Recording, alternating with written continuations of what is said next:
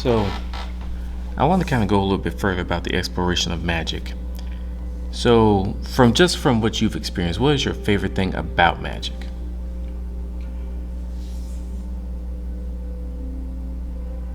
My favorite thing about magic is it's how versatile it is.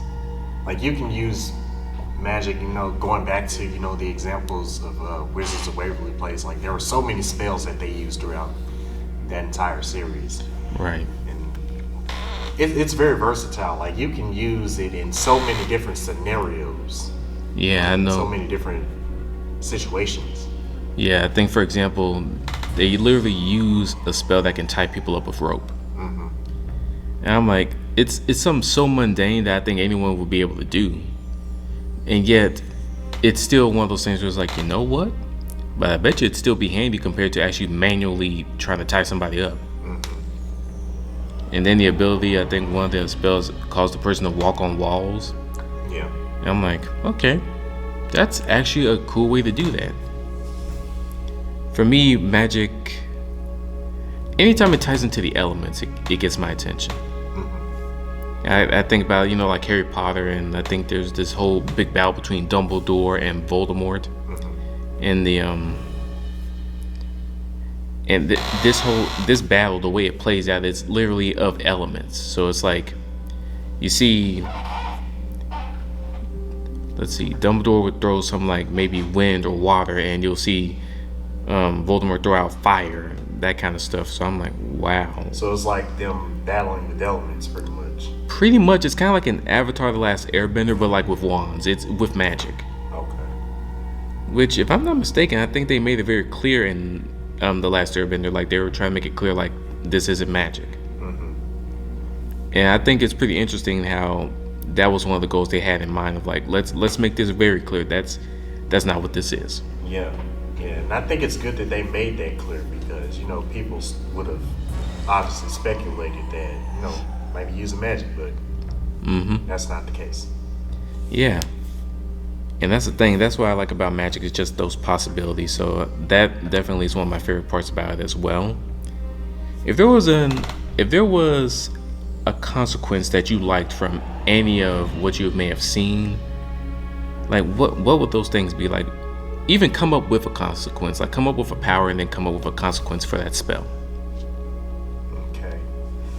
So, like, say for instance, if let's see, this is just me thinking off the top of my head here.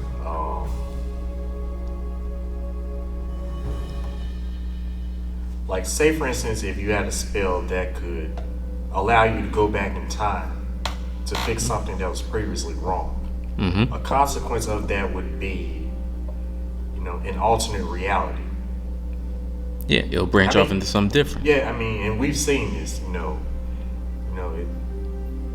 with time travel. How they will go back in time and try to fix something that happened in the past, but not realizing that it had a consequence on the present. Yeah, and I know it's not magic related, but Dragon Ball has done something like this, where when Trunks went back in time, unfortunately, it did nothing for his present. It didn't change anything. It just affected the present of another timeline. It just branched off into a whole nother thing. Wow. I think the MCU even does that, where like now everything's starting to branch off because time travel has now just been a thing. Yeah, and then you have all these different universes. Yeah, and it's crazy how much something can unravel when you just mess with one fundamental thing. And yet magic is there to just disrupt that, and that's what I like about magic. It's a great disruptor. Right. So I will say one of the story ideas I've had, and this is kind of more of a throwback in my mind because again I was feeling between magic or elements. Which thing do I want my character to be? So I eventually just said, you know what? I'm gonna split them. So the character that you would see now with elemental powers, just think at one point he originally was supposed to have magic. And I was so divided on the two different powers that at one point the character was just gonna have both. And I thought, that's kind of overpowered. Yeah, that would make him really powerful. Yeah.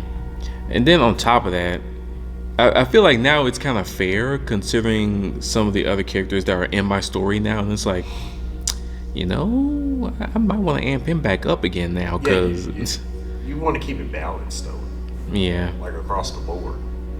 Yeah. So that's why I'm like, okay, I think that's why I've taken the challenge of like, okay, now what kind of obstacles can you put in the way? What kind of roadblocks can you put in there? Because I think that's what's going to make it all the more interesting. Like, what is the side effect of doing this? Mm-hmm. And when it comes to the exploration of magic, I always think about, they always make it clear that something always has to go wrong. There has to be some kind of consequence with it. Right.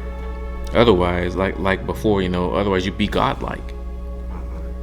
That's why I like that the whole idea of resurrecting people from the dead is like there's always a side effect from that. Because the person may not necessarily be who they are, before they died. Or it could be a case of one soul got exchanged for another. And I'm like, them kind of cost is like heavy, and it makes what I like is that it makes the person go, dang, is it worth it though? Yeah. Is it worth doing? Now you gotta think about it. Yeah, it's not an easy thing. Mm-hmm. And there's something to be said for that kind of storytelling where it's like you gotta challenge your characters. Yeah. So even with like going back to the whole magic that I wanted to do for my character, I was gonna have him have two companions, one representing light and one representing darkness. And I mean, I was gonna go crazy with it in terms of like where each person's source is. But the main character of that story would have been in the middle. He would have been more of a kind of a trickster, kind of like the trademark, sleight of hand kind of magician. Mm-hmm. Because I think another thing that inspired me, this goes to another thing that I like, Yu-Gi-Oh! Mm-hmm. The original like Duel Monster series. And how you had stuff like Dark Magician with the usual arcane magic. But then you had spells like Magical Hats where it's very kind of campy, like he's hidden under these big hats. I'm like, that would be such a cool ability or a cool magic spell for someone to actually use. And I think about how campy and how goofy that looks, and I'm like, you know what? But that character, I would have him play into it. Yeah. Be kind of the showman. Yeah. You need that. Like, you can't have every character be serious. Right. And that's the thing. It's one of those things where, in my mind, I even thought of that as like these are parlor tricks, and it's like the lowest form of magic. Mm-hmm. It's the bare bones. Yeah, everyone else will look at this and be like, this is just basic stuff. But what if that one person comes around and be like, it may seem that way, but what if I expand it to the point where it's more powerful than you thought it was? Mm-hmm. Whereas like this trick was actually more powerful than even some of the most advanced spells you've seen. Mm-hmm. So that kind of stuff is like, again, if I could compare that to anything, it'd be like, the low class Saiyan rising up to become one of the strongest mortals in his universe. So I look at it in that sense of like, don't underestimate the small stuff. Mm-hmm. And that's something I always liked about that idea. And I plan on going back to it eventually because this stuff, there's room for so much of it. Yeah.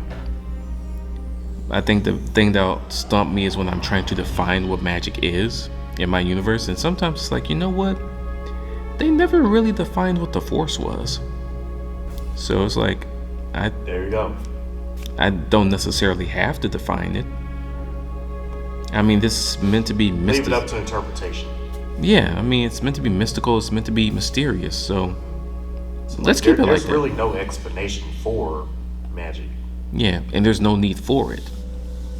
I think if you explain it, and this is just my personal opinion, if you explain what magic is, it doesn't seem so wonderful anymore because now you know where it's coming from. But I think part of the thrill that comes from seeing magic in action is the mystery behind it. Because it's like, we already don't know where it's coming from, but now all these consequences are popping up and they're so strange, they're so weird. And not even the characters involved understand why that's happening. They don't even get it sometimes. And it's like, well, dang, you right there with us. Shoot, if you don't know, we sure don't know. Right. And it's not until those big reveals start coming through where it's like, oh, now it's starting to make sense. How it all comes together. Yeah. And even then, if you that kind of writer that likes to mess with folks, you still throw a monkey wrench in there and be like, yeah, nah. You throw a little curveball in there, try to throw them off. Yeah, it's like you thought you had it figured out, but here's this other caveat. And I will say I do like that a little bit too. I'm like, cheeky little devil, you gonna throw us off? I like it. I love that kind of stuff. But I also, it gives to that unpredictable nature of magic, something that no other ability has been so mysterious like that.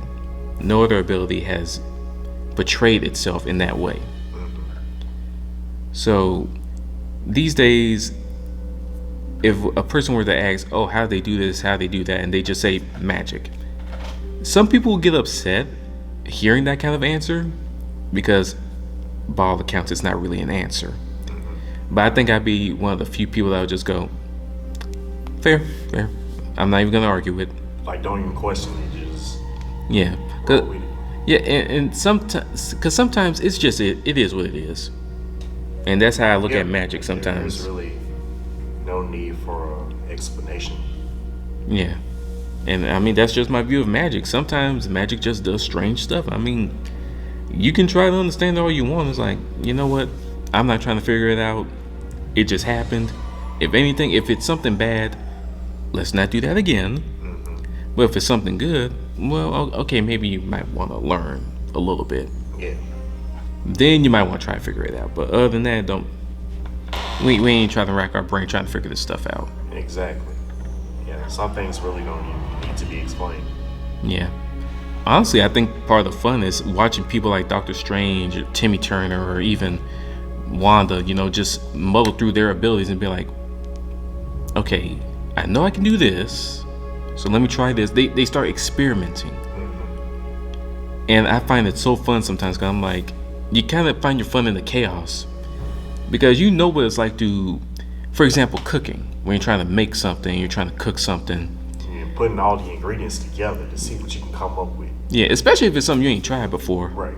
So you're just going, okay, I see them do this.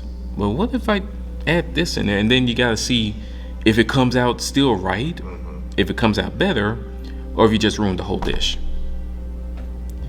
Which you can always run that risk. Yeah, like there's always risk involved. Yeah, but I think that works a little bit better in terms of like magic, in terms of just, it's something fascinating to me about that. And I guess that kind of what makes life in my eyes all that more, you get that sense of variety, you get that sense of adventure from it. So that's why I like watching like fantastical stories and all these adventure type stories, because it's like when they include magic in it, it's like, oh, we finna turn up for real. Oh yeah, that's when it starts getting interesting. Yeah, because you don't know what you'll get then.